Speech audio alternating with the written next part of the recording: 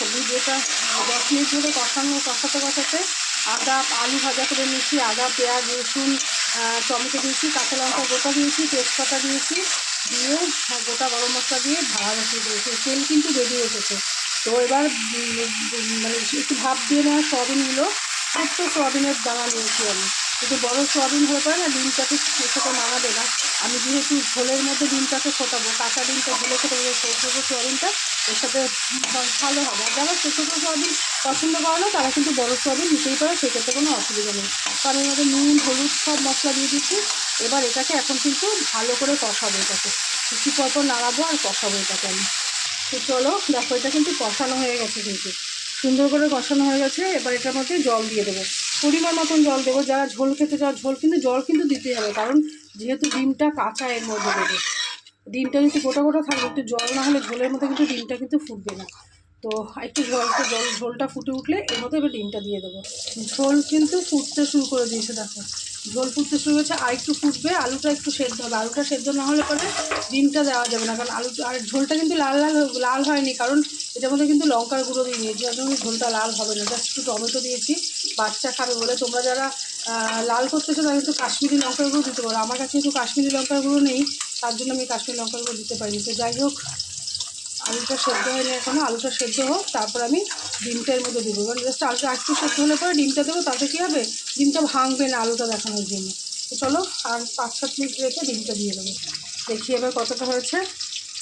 আলুটা কিন্তু সেদ্ধ হয়েছে, হ্যাঁ আলুটা কিন্তু সেদ্ধ হয়েছে। এরপরে এর মধ্যে না, আমার যেহেতু এক হাতে মোবাইল আমি দেখাবো, কিন্তু তবু দেখাবো তোমাদের। এরপরে এখানে ডিমটাকে ফাটিয়ে, এর উপরে একটা করে ডিমটাকে ফাটিয়ে দেবো। ডিমটা কিন্তু আমি বলবো না, গোটা ডিম থাকবে এর সাথে। এই দেখো গোটা ডিম কিন্তু ফাটিয়ে দিয়েছি।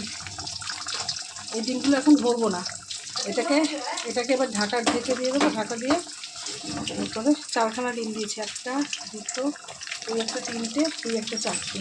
এবার এটাকে সুন্দর করে দেখো ঢেকে দেবো, দেখো নাড়াচাড়া করবো না, এটাকে ঢাকা দিয়ে দেবো। ঢাকা দিয়ে 10 মিনিট পরে এটাকে তুলবো। এই দেখো 10 মিনিট পর তুলেছি, এরকম হয়ে গেছে। জাস্ট এটাকে হালকা করে, একদম হালকা করে কিন্তু এটাকে উল্টে দিতে লাগে, বেশি জোরে দিলে কিন্তু হবে না। আমি 4টে ডিম দিয়েছিলাম, তোমাদের দেখিয়েছিলাম। এই দেখো 4টে ডিমই আছে। জাস্ট হালকা করে, এটা কিন্তু বেশি জোরে দেওয়া যাবে না। আর এটাকে কিন্তু জোরে দিলে কিন্তু হবে না, সিম করে দিয়ে রাখতে হবে। আমি আগেও সিম করে দিয়েছিলাম, জোরে দিলে কিন্তু ডিমটা ফেটে যাবে। 1 2 এই একটা 3টে, আস্তে করে রাখলে ডিমটা ফেটে যাবে। এটার সাথে আবার লেগে গেছে সয়াবিনটা। এই একটা 4টে, এটাকে আলতো করে তুলতে হবে। ব্যাস, এটাকে আলতো করে তুলে তাহলে হয়ে গেল। দেখো সেই 4টে ডিম কিন্তু দিয়েছিলাম, সেই 4টে ডিমেরই কিন্তু আমার কাছে আছে রেডি। 4টে ডিম। তো আর একটুখানি হবে, এটাকে যেহেতু উল্টে দিয়েছি, দিয়ে আর একটুখানি 5-7 মিনিট হবে। এর মধ্যে কিন্তু যারা বাটার বা ঘি খাও দিতে পারো। আমি ঘিটা দিই না, বাটারটা দিই, কিন্তু আমার ঘরে আজকে বাটারটা নেই বলে তো আমি আর কিছু দিলাম না। তো আর একটুখানি 2 মিনিট রেখে এটাকে এবার উল্টে নেবো, খুলে দেবো ঢাকনাটা। তো দেখো 2 মিনিট রাখা হয়ে গেছে। এবার দেখি এটা কী অবস্থায় আছে। এই দেখো হয়ে গেল আমার ডিম ভাপা, কাঁচা ডিম ভাপা সোয়াবিনের সাথে। ডিমটাও ভাপা হয়ে গেলো, কাঁচা ডিমটা ভাপা হয়ে গেল, আর সোয়াবিনের তরকারিটাও হয়ে গেল।